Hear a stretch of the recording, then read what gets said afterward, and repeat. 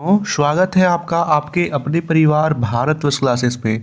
तो प्यारे बच्चों, आप सभी जानते हो कि जेक बोर्ड ने आप सभी के फाइनल एग्जाम को यहाँ पे ध्यान में रखते हुए जारी कर दिया है क्लास 8 का मॉडल क्वेश्चंस पेपर। और इस वीडियो में हम वर्ग 8 विज्ञान के मॉडल पेपर्स को देखने वाले हैं। ये वीडियो आप सभी के लिए फाइनल एग्जाम 2024 के लिए मोस्ट इंपॉर्टेंट है, क्योंकि बच्चा इसी पैटर्न पे आपके प्रश्न आने वाले हैं। बिल्कुल बच्चा, यहाँ पे ऑब्जेक्टिव प्रश्न आपके आने वाले हैं और 50 ऑब्जेक्टिव प्रश्न किस तरह के आएंगे, कौन कौन से पार्ट में किस प्रकार से आएंगे, हम इस वीडियो में देखने वाले हैं। ठीक है, तो जल्दी से इस वीडियो को अपने अपने दोस्त को शेयर कर देंगे। और आप अभी यहाँ से अपनी तैयारी जांच लीजिए बच्चा कि मात्र आपके पास यहाँ पे 1 महीने भी बच गए हैं और 1 महीने में आप किस प्रकार से तैयारी कीजिएगा कि आपके यहाँ पे 50/50 आए। आप इस वीडियो में अपनी तैयारी जांच सकते हो। बिल्कुल बच्चा, यहाँ पे पूर्णांक 50 है और यहाँ पे OMR सीट में आपको इसका आंसर देना है। चलिए स्टार्ट करते हैं किस प्रकार के प्रश्न यहाँ पे मॉडल सेट में जारी किए गए हैं और उसका सही उत्तर क्या है। तो यहाँ पे पहला प्रश्न दिखा गया है, कोशिकाओं का वह समूह जिसकी रचना, उद्गम तथा कार्य समान हो उसे क्या कहते हैं। कोशिका झिल्ली, केंद्रक, उत्तक, जीवद्रव। तो अब सही उत्तर होगा सी, कोशिका, यहाँ पे उत्तक। इसे हम क्या बोलते हैं बच्चा, उत्तक बोलते हैं। एक कोशिकीय जीव कौन सा है, तो हम सभी जानते हैं कि इसमें जो अमीबा होता है वो एक कोशिकीय जीव होता है। इसमें एक ही कोशिका द्वारा पाचन, अंतर्ग्रहण, है ना, सभी कुछ एक ही यहाँ पे कोशिका द्वारा होता है। तीसरा प्रश्न दे रखा है, सजीव के शरीर की संरचना एवं क्रियात्मक इकाई क्या है। कोशिका, कोशिका भित्ति, उत्तक या कोशिका झिल्ली। तीसरे का बताएंगे तो तीसरे का सही उत्तर ए होगा बच्चा, कोशिका। चौथा प्रश्न दे रखा है, निम्न में से अधातु कौन सी है। सल्फर, कार्बन, ऑक्सीजन, इनमें से सभी। बताएंगे यहाँ पे तो ये सभी अधातु है, सल्फर, कार्बन, ऑक्सीजन। ठीक है, धातु और अधातु से इस प्रकार के प्रश्न पूछे जाएंगे। पांचवा प्रश्न दे रखा है, निम्न में धातुओं का उपयोग कहाँ किया जाता है। पटाखों में, उर्वरक में, खाना बनाने में के बर्तन में या इनमें से सभी।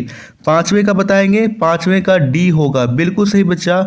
पटाखों में, उर्वरक में और खाना पकाने के बर्तन में, इन सभी में यहाँ पे धातुओं का उपयोग किया जाता है। छठा प्रश्न दे रखा है, कौन सी एकमात्र अधातु है जो विद्युत की सुचालक है। तो याद रखना है, जो ग्रेफाइट है वो विद्युत की सुचालक है। और ग्रेफाइट कहाँ पाया जाता है, तो पेंसिल का लीड में पाया जाता है। सातवां प्रश्न दे रखा है, सूक्ष्म जीव की वृद्धि को रोकने के लिए किसका उपयोग किया जाता है।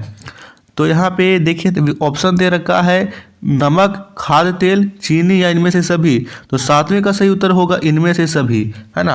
आप लोगों के विकल्प में यदि दे रखा है इनमें से सभी, तो आप 2 ऑप्शन को जरूर पढ़िएगा। 2 ऑप्शन यदि सेम है तो आप सीधा इनमें से सभी में चले आइएगा। आठवां प्रश्न दे रखा है, लेग्यूम पौधों की जड़ों में कौन सा जीवाणु उपस्थित होता है। तो यहाँ पे इस याद रखना है, राइजोबियम। आठवें का सही उत्तर राइजोबियम होगा, जो नाइट्रोजन को नाइट्रेट में बदल देता है। भिंडी की पीत किस सूक्ष्मजीव से होता है। जीवाणु, कवक, शैवाल या विषाणु। 9वें का सही उत्तर डी होगा बच्चा, विषाणु, है ना। नींबू में कैंकर हो गया, भिंडी की पीत हो गया, ये सभी पादप और उनसे जुड़े रोग भी आपको ध्यान में रख लेने हैं। विद्युत द्वारा किसी पदार्थ पर किसी वांछित वस्तु धातु को निपेक्षित करने की प्रक्रिया क्या कहलाती है। तो यहाँ पे इसे हम बोलते हैं विद्युत लेपन, सी सही उत्तर होगा। प्यारे बच्चों, आप लोगों को ध्यान में रखना है कि भारतवर्ष क्लासेस के द्वारा आप सभी को लाइव क्लासेस दी जा रही है बच्चा, और हम यहाँ पे करने वाले हैं very very important questions live classes में। तो आपको लाइव क्लासेस को जरूर ज्वाइन करना है। आपने अभी तक भारतवर्ष क्लासेस को सब्सक्राइब नहीं किया है तो प्लीज़ बच्चा जल्दी से सब्सक्राइब कर देंगे और यहाँ पे इस वीडियो को लाइक और शेयर भी करेंगे। 11वां प्रश्न दे रखा है, कौन सा घोल विद्युत का कुचालक होता है। यहाँ पे सही उत्तर होगा डी, आसुत जल। जो आसुत जल होता है वो विद्युत का कुचालक होता है। 12वां प्रश्न यहाँ पे पूछता है आपसे, विद्युत अपघट्य का क्या उपयोग है। धातुओं के निष्कर्षण में, धातुओं के शुद्धिकरण में, इलेक्ट्रोप्लेटिंग में या सभी। तो 12वें का सही उत्तर सभी हो जाएगा, है ना, डी। निम्न में से कौन जीवों का जनन की अलैंगिक विधि है। विकल्प दे रखा है, निषेचन, कायांतरण, मुकुलन या गर्भधारण। तो 13वें का सही उत्तर होगा बच्चा निषेचन, है ना। कायांतरण तो मेढक में, मुकुलन हाइड्रा में। बाह्य निषेचन किसमें होता है? मछली में, स्टारफिश में, मेढक में या सभी में? तो अभी मैंने बताया कि यदि सभी आ जाए तो आप सभी की तरफ ज़्यादा चलिएगा, चूंकि यहाँ पे दो ऑप्शन आपकी मिल रहे हैं, क्योंकि मेढक मिल रहा है और मछली मिल रहा है, तो इसमें से सभी हो जाएगा। निषेचन के परिणाम स्वरूप क्या बनता है? भ्रूण, युग्मनज, गर्भ या क्लोन? तो यहाँ पे सही उत्तर होगा युग्मनज, है ना। 16वां प्रश्न है, दो सतहों पर संपर्क के कारण कौन सा बल लगता है? पेशीय, चुंबकीय, घर्षण या गुरुत्व? बताएंगे 16वें का सही उत्तर क्या होगा? तो यहाँ पे सही उत्तर होगा घर्षण। ठीक है। एकाग्र क्षेत्र पर कार्यरत बल को क्या कहते हैं? ऊर्जा, आयतन, दाब या फिर द्रव्यमान? 17वें का बताइए। 17वें का सही उत्तर सी होगा, दाब। निम्नलिखित बलों में कौन सा संपर्कित बल है? पेशीय बल, चुंबकीय बल, स्थिर विद्युत बल या गुरुत्व बल? बताएंगे यहाँ पे 18वें प्रश्न का सही उत्तर क्या होगा? आप बता रहे हो सर ए होगा। बिल्कुल सही बच्चा, पेशीय बल हो जाएगा, ए सही उत्तर है। 19वां प्रश्न दे रखा है, सूर्य नाभिकीय अभिक्रियाओं द्वारा क्या उत्पन्न करता है? ऊष्मा, प्रकाश, दोनों या कोई नहीं? सही उत्तर यहाँ पे सी होगा, ये दोनों। यहाँ ऊष्मा भी उत्पन्न कर रहा है और प्रकाश भी उत्पन्न करता है। ऊष्मा यानी गर्मी मिल रही है, प्रकाश यानी हमें उससे लाइट मिल रहा है। 20वां प्रश्न है, कौन जीवाश्म ईंधन नहीं है? कोयला, लकड़ी, प्राकृतिक गैस, पेट्रोल? बताएंगे जल्दी बच्चा। 20वें का सही उत्तर क्या होगा? बिल्कुल सही, प्राकृतिक गैस जीवाश्म ईंधन नहीं है। कोयला, लकड़ी, पेट्रोल, ये तीनों क्या है? कोयला कैसे बनता है? तो कोयला लाखों करोड़ों वर्ष पहले जो भी पेड़ पौधे जमीन में दब गए उससे कोयला बन रहा है। लकड़ी यहाँ पे हो जाएगा। पेट्रोल जो मृत जीव जंतु है उनके अवशेषों से बन रहा है। तो यहाँ पे ये तीनों है जीवाश्म ईंधन, लेकिन प्राकृतिक गैस जीवाश्म ईंधन नहीं है। किसी पदार्थ के दहन के लिए क्या आवश्यक है? दहनशील पदार्थ, ज्वलन, ताप, ऑक्सीजन, सभी, ये सभी जरूरी है, तो डी हो जाएगा। जीवन काल की वह अवधि जब शरीर में ऐसे परिवर्तन होता है जिसके परिणाम स्वरूप जनन परिपक्वता आती है, उसे हम क्या बोलते हैं? तो इसे हम बोलते हैं किशोरावस्था। सी विकल्प सही होगा। इसके अलग अलग लक्षण होते हैं, लड़कियों में अलग लक्षण होते हैं और लड़कों में अलग अलग लक्षण होते हैं। क्रोध, चिंता एवं उत्तेजना की अवस्था में कौन सी हार्मोन यहाँ पे उत्तरदायी है? बताएंगे 23वें का बिल्कुल सही, एड्रेनलिन हो जाएगा। इसी प्रकार से आप सभी प्रश्नों का उत्तर बताओगे बच्चे। बिल्कुल, यदि आप यहाँ पे 50 प्रश्न आपके एग्जाम में आते हैं तो 50 का सिर्फ क्वेश्चन पढ़ना और आंसर आपके दिमाग में इस प्रकार में छपा दूंगा या इस प्रकार आपको बैठा दूंगा कि आप सही कर लोगे। बस आपको हमारे साथ जुड़े रहना और आपको लगातार क्लासेस लेनी है। अगला प्रश्न दे रखा है, बच्चे के लिंग निर्धारण के लिए कौन उत्तरदायी है? माता, पिता, दोनों या कोई नहीं? तो देखिए यहाँ पे ज़्यादा उत्तरदायी पिता होते हैं, क्योंकि उसमें भी एक्स वाई पाया जाता है और माता में तो एक्स एक्स पाया जाता है। इसमें सबसे उत्तरदायी पिता का गुणसूत्र होता है। यदि आपतन कोण का मान 30 डिग्री है तो परावर्तन कोण का मान कितना होगा? हम सभी जानते हो कि आपतन कोण परावर्तन कोण के बराबर होता है। यदि आपतन कोण 30 है तो परावर्तन कोण भी 30 होगा। समतल दर्पण से बना प्रतिबिंब होता है आभासी, वास्तविक, धुंधला या कोई नहीं? तो सही उत्तर होगा यहाँ पे आभासी, ए सही उत्तर है बच्चा। दे रखा है, वह यंत्र जो दृष्टि रेखा पर नहीं रहने वाले वस्तुओं को भी दिखा सकता है? पेरिस्कोप, किड्लोस्कोप, विक्षेपण, दूरबीन? 27वें का सही उत्तर ए होगा, पेरिस्कोप। काटी गई फसल से बीजों या दानों को अलग करना क्या कहलाता है? 28वें का बताएंगे, सही उत्तर है थ्रेसिंग, उसे हम थ्रेसिंग कहते हैं। अनाज के भंडारण के लिए अनाज में नमी की मात्रा क्या होनी चाहिए? 12% से कम, 22% से कम, 14% से कम या 24% से कम? बिल्कुल सही बच्चा, यहाँ पे सही होगा 14% से कम होनी चाहिए। और तीसरा दे रखा है, किस जीव को किसानों का मित्र कहा जाता है? यहाँ सही उत्तर होगा डी, केचुआ। बड़ा ही शानदार तरीके से यहाँ पे आप बता रहे हो बच्चा, बिल्कुल सही। आप लोगों को वीडियो पसंद आ रही है तो प्लीज़ एक लाइक ज़रूर कीजिएगा इस वीडियो को। दे रखा है, सूर्य के सबसे ऊपरी सतह का तापमान कितना होता है? 31वें का बताएंगे, बिल्कुल सही, 6000 डिग्री सेल्सियस होता है। निम्न में से कौन प्राकृतिक उपग्रह नहीं है? सूर्य, चंद्रमा, ध्रुव तारा या आर्यभट्ट? जो आर्यभट्ट है वो प्राकृतिक उपग्रह नहीं है, ठीक है। और यहाँ पे आप बात करो तो 32वें का प्राकृतिक उपग्रह हैं। देखिए यहाँ पे प्रश्न एक बार और पढ़ लेंगे। देखिए प्राकृतिक उपग्रह हैं, तो यहाँ बी हो जाएगा।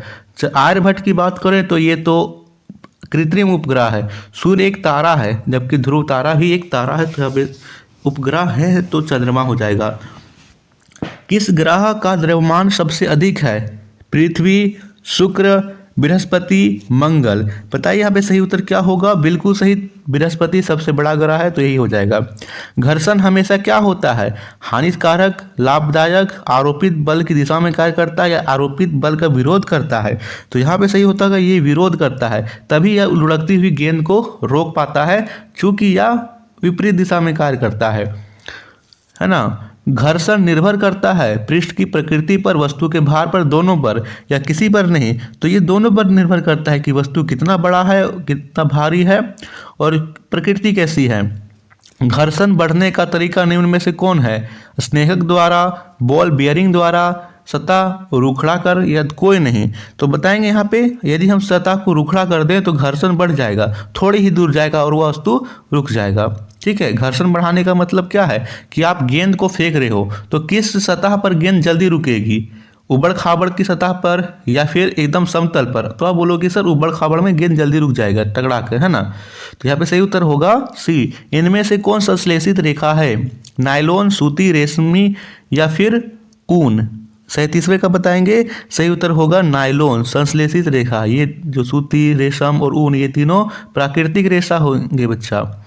ठीक है, निम्न में से कौन 4R नहीं है? तो 4R में क्या नहीं होता है? रिड्यूज, रीयूज, रिसाइकल या रिमूव। तो रिमूव नहीं होता है, रिमूव यदि आए तो वह प्रकृति के अनुरूप नहीं है, रिमूव नहीं होगा। 38वें का डी हो जाएगा। 39वां, इनमें से कौन पिघल जाती है परंतु जलती नहीं है? रेयॉन, पॉलिस्टर, नायलॉन या जूट? 39वें का बताएंगे। तो 39वें का सही उत्तर होगा सी, है ना, नायलॉन। और 40वां प्रश्न दे रखा है आवृत्ति का मात्रक क्या है? तो आवृत्ति का मात्रक हर्ट्ज है। ठीक है, और मानव स्राव कितना है? 20 हर्ट्ज से लेकर 20,000 हर्ट्ज। एक कंपन में लगे समय को क्या कहते हैं? आवृत्ति, आवर्तकाल, आयाम या कोई नहीं? तो 41वें का सही उत्तर होगा आवर्तकाल, बी। ध्वनि संचरित हो सकती है ठोस, द्रव, गैस या फिर तीनों में? 42वें का बताएंगे। तो ठोस, द्रव, गैस सभी में हो सकती है। किसी आवेशित वस्तु से आवेश को पृथ्वी में स्थानांतरित करने की प्रक्रिया क्या कहलाती है? भूसंकर्पण, तड़ित, प्रतिस्कर्षण या कोई नहीं? 43वें का सही उत्तर होगा बच्चा भूसंपर्कन, है ना। भूकंप की शक्ति के परिणाम को कैसे मापा जाता है? सिस्मोग्राफ, वोल्ट मीटर, आमीटर या गैल्वेनोमीटर में? 44वें का सही उत्तर होगा बच्चा सिस्मोग्राफ में, है ना। और इसको मापा जाता है रिक्टर स्केल पर। आवेश कितने प्रकार के होते हैं? 1, 2, 3 या 4? तो 2 प्रकार के होते हैं, घन आवेश और ऋण आवेश। वायुमंडल में निलंबित सूक्ष्म ठोस या तरल कण के बादल को क्या कहा जाता है? तो यहाँ पे सही उत्तर होगा, उसे हम बोलते हैं धुआं, एरोसोल, वाष्प या क्लोरोफ्लोरोकार्बन। 46वें का होगा एरोसोल। वायुमंडल में ऑक्सीजन कितना प्रतिशत है? ऑक्सीजन है 21% लगभग और 78% नाइट्रोजन है। ठीक है। वनोन्मूलन का स्थायी हल क्या है? तो इसका स्थायी हल क्या है? 48वें का बताएंगे मरुस्थलीकरण, जंतु संरक्षण, पुनर्वनरोपण या पुनर्चक्रण। सही उत्तर होगा पुनर्वनरोपण। काला सोना किसे कहा जाता है? कोयला, लोहा, पेट्रोलियम या चुंबक? सही उत्तर यहाँ पे होगा सी, पेट्रोलियम। पेट्रोलियम को कहा जाता है। कौन सा प्राकृतिक संसाधन नहीं है? जल, हवा, सूर्य का प्रकाश या कपड़ा? तो आप सभी जानते हो कपड़ा प्राकृतिक संसाधन नहीं होता है। तो ये था आपके मॉडल प्रश्न पत्र 2023-24 का यहाँ पे हल। आप लोग बताइए कि आप लोगों का कितना सही हुआ। और आपको लाइव क्लासेस को ज्वाइन करना है बच्चा, जो सुबह 8 बजे, 12 बजे और रात्रि 8 बजे शुरू किया जा रहा है। इन लाइव क्लासेस को भी आपको ज्वाइन करना है। आपके एग्जाम के लिए, फाइनल एग्जाम के लिए very very very important question इसमें प्रोवाइड किए जा रहे हैं। थैंक यू बच्चा।